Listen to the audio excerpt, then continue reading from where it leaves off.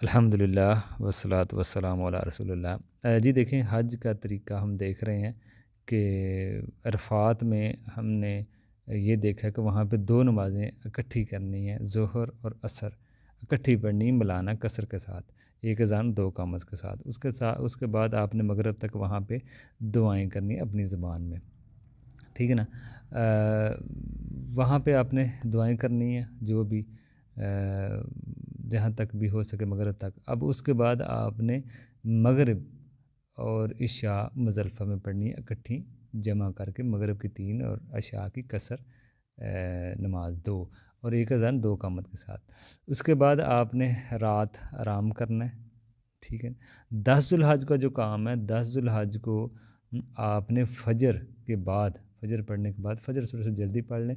फ़जर के बाद आपने मशअल हराम पहाड़ी के दामन में किबला की तरफ खड़े होकर आपने हाथों को बुलंद करके दुआएं करनी है। अल्लाह के नबी से साबित है, रोशनी के ज़्यादा होने तक दुआएं करते रहना है। रोशनी के ज़्यादा होने तक, सूरज निकलने से सूरज निकलने से पहले वहाँ से निकल जाना है आपने। सूरज निकलने से पहले आपने रोशनी में दुआएं करनी है और सूरज निकलने से पहले वहाँ से आप निकल जाएं। तलबिया पुकारते हुए आप मिना की तरफ रवाना हो जाएं। कंकरियाँ जमा कर लें, छोटी छोटी पत्थर की चने के बराबर होती हैं, वहाँ से ले लें, जहाँ भी आसानी हो छोटी छोटी कंकरियाँ आप ले लें। जो जमरा उक़बा को आपने कंकरियाँ मारनी है, तलबिया वहाँ पर तलबिया आपने बंद कर देना है, ठीक है ना। तलबिया जो आप पढ़ रहे हैं वो आपने वहाँ पर बंद कर देना, कंकरियाँ मारनी है। 7 कंकरियाँ मारनी है, अल्लाह अकबर करके कंकरी मारनी है, तो बड़े जमरा को मारनी है। इसके बाद आपने कुर्बानी करनी है, हो सके तो गोश्त भी खाएं, ये भी साबित है सुन्नत से। देखें, हज अफराद करने वालों के लिए कुर्बानी नहीं है, कोई करना चाहे तो अलग बात है। बाकी कुर्बानी के बाद फिर हलक है या तकसीर है। देखिए दोनों हैं, या तो एक जैसे बाल छोटे कराएं या साफ़ करा दें, बिल्कुल मुड़वा लें, ये बेहतर है, क्योंकि हल्क वालों के लिए अल्लाह के नबी ने 3 दफ़ा खुसूसी दुआएं की हैं, ठीक है ना, हल्क वालों के लिए। तो तकसीर वालों के लिए भी है लेकिन 1 दफ़ा, लेकिन उनके लिए ज़्यादा है, तो हलक कराएँ ज़्यादा बेहतर है। एहराम की चादरों को अब आपने उतार देना है। अब आप आम लिबास आप पहन लें। आपकी जो एहराम की जो पाबंदियाँ हैं ना, जैसे एहराम में पाबंदियाँ होती हैं, चाहे हज का एहराम बांधा है आपने या उम्रे का, उसमें पाबंदियाँ क्या होती हैं, आपने बाल नहीं उतारने, नाखून नहीं उतारने, खुशबू नहीं इस्तेमाल करनी, और कोई शिकार नहीं करना, और निकाह के मामलात में कोई मामला नहीं करना। अगर आपने ऐसा कर दिया तो आप पे दम वाजिब होगा। दम वाजिब होता है, एहराम की जो पाबंदियाँ उनको आप तोड़ेंगे, या जो वाजिबात है आपने वहाँ पे बकरी देनी होती है, ठीक है ना। फिदिया में दम के तौर पे वहाँ पे खुद नहीं खाना, वहाँ पे फ़कीर मिस्कीनों को, और या फिर ये ताकत ना हो तो 6 मिस्कीनों को खाना खिलाएं, 1 किलो सा जितना भी बनता है। ये भी ताकत ना हो तो मुसलसल 3 रोज़े रखें, ठीक है ना, ये इसका दम है। बाकी आपने जब एहराम की चादरें खोलनी है तो आपके ये एहराम की पाबंदियाँ आपकी ख़त्म, सिर्फ बीवी से आप नहीं मिल सकते, वो तवाफ़ इफ़ाज़ा के बाद ही आप मिल सकेंगे, क्योंकि अभी हज ख़त्म नहीं हुआ, कुछ चीज़ें अभी बाकी हैं। इसके बाद आप मिना से आप मक्का जाएँ, इसके बाद आप मिना से मक्का जाएँ। अगर वक़्त ना हो तो 10 को जा सकते हैं, 10 को अगर जाएँ, अगर 10 को ना जा सकें आप 11 को भी जा सकते हैं, 12 को भी जा सकते हैं, तवाफ़ इफ़ाज़ा के लिए। अगर बेहतर है तो बाज़ तो कहते हैं अगर उसी दिन आप मगरिब से पहले पहले कर लें तो एहराम की ज़रूरत नहीं है, बाद को आप एहराम के साथ आपको करना पड़ेगा तवाफ़ इफ़ाज़ा, ये भी बड़े किराए इसमें मिलती है। अगर मगरिब तक उसी दिन आप कर लें 10 ज़ुल्हज को, तो फिर बग़ैर आम सादे लिबास में ही आपने करना है, इसमें सही भी है। ये हज का रुकन है तवाफ़ इफ़ाज़ा या तवाफ़ ज़ियारा, जिसे हम तवाफ़ ज़ियारत भी कहते हैं, ये हज का रुकन है। इस तवाफ़ में आपने एहराम नहीं होगा, ये ज़ाहिर बात है, उसी दिन आप वैसे आम लिबास में ही करेंगे। तो बाकी इसमें क्योंकि हज का जो एहराम है वो तो आप पहले ही उतार चुके हैं ना, तो आपके 7 चक्कर ख़त्म होने के बाद अब फिर आपने क्या करना है, पहले तो तवाफ़ करना है। तवाफ़ में वही हजर अस्वद से आप शुरू करेंगे, इसमें रमल नहीं है, इस्तबा नहीं है जो हम कंधा नंगा करते हैं, ना रमल है।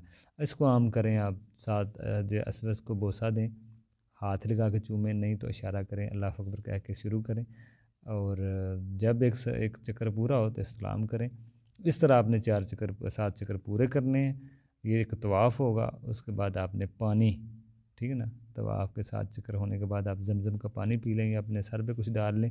सही भी करें इसमें, सही का जो तरीका है सफ़ा से मरवा पर इसी तरह आपने 7 चक्कर लगाने हैं। सफ़ा से मरवा, मरवा से सफ़ा, सफ़ा से मरवा, मरवा से सफ़ा, ये इस तरह 2 चक्कर होते हैं। मरवा पे आपका चक्कर ख़त्म हो जाएंगे।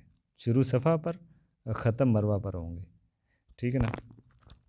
तो ये इसमें इसी तरह ही इसका चक्कर बनते हैं। इसके बाद फिर आप अयाम तशरीक़ की जो रातें वो कोशिश करें मिना में गुजारनी चाहिए, ठीक है ना। रातें मिना में गुजारनी चाहिए और रोज़ाना हो सके तो ज़वाल आफ्ताब के बाद जमरा उला, उस्ता और उकबा को कंकरियाँ मारनी है आपने, ठीक है ना। पहले जमरा उला को किसी भी सिमत में आप मार दें, दुआ करें। उस्ता को दुआ करें और उकबा को मारने के बाद दुआ नहीं है। उकबा की जब आप कंकरी मारें, मिना आपकी दाईं तरफ और खाना कबा बाईं तरफ, इस तरह की सिमत बना के सामने आप कंकरियाँ मारें। 7 कंकरी मारनी है, अल्लाह अकबर कह के हर कंकरी। तो इस तरह आपने ये करना है। पहले में दुआएं हैं और दूसरे में दुआएं हैं, उला और उस्ता में दुआएं आपने करनी है। ये साबित है। जुमरा उकबा के बाद साबित नहीं है। तो इसी तरह आपने 12 को भी इसी तरह ही करना है। 12 को आप निकल सकते हैं अगर मगरिब से पहले पहले आपको रुख्सत है, इजाज़त है। अगर आप सुन्नत तो ये 13 तक रुके हैं, लेकिन नबी ने 13 तक रुके हैं, 13 तशरीक़ अयाम तशरीक़ तक। ज़वाल के बाद कंकरियाँ मारने के बाद निकलना चाहिए। बाकी ये है इसमें बात है। बाकी हो सके तो क़याम मिना में मुमकिन हो सके तो रोज़ाना तो आपके लिए जाना चाहिए, मुमकिन हो सके मक्का में, बल्कि ज़रूरी नहीं है। बाकी 12 ज़ुल्हिज्जा को अगर कोई आना चाहे तो मगरिब से पहले, यानी कि सूरज गरूबने होने से पहले कबल वो निकल सकता है, इजाज़त है। सुन्नत ये है कि 13 को निकले, ठीक है ना। बाकी मगरिब के बाद अगर आप 13 तक अगर मगरिब के बाद आप नहीं निकलते तो फिर आपको 13 तक वहाँ पे रुकना पड़ेगा। ज़वाल के बाद कंकरियाँ मारने के बाद आप जाएंगे। अब एक चीज़ बाकी है, मक्का में जाकर आखिरी काम तवाफ़ विदा करें। इसमें सही नहीं है, ये ज़रूरी है, ये वाजिब है, ठीक है ना। ये आखिरी काम होना चाहिए। तो ये हज उम्रे, बाकी हज और उम्रे के लिए मदीना जाना शर्त नहीं है। हम ये नहीं कह सकते हज उम्रे के लिए मदीना जाना शर्त, हाँ मदीना जाएँ, वहाँ पे भी बल्कि 1 लाख का नमाज का सवाब है मक्का में मस्जिद में, और मदीना में 1000 नमाज का सवाब है। तो वहाँ पे भी आप जाएँ, जाना चाहिए, लेकिन कोई इसमें शर्त नहीं है हज उम्रे के लिए। वहाँ पे जो कुछ रवायतें मिलती हैं वो ज़ईफ़ है, जैसे 40 दिन नमाज़ें पढ़ने के लिए, जैसे अल्लाह के नबी ने फरमाया जो मक्का आए और मेरे इस तरफ ना आए तो उसने जुल्म किया, या इस तरह का कोई सही रवायतें बहरहाल इसमें नहीं मिलती।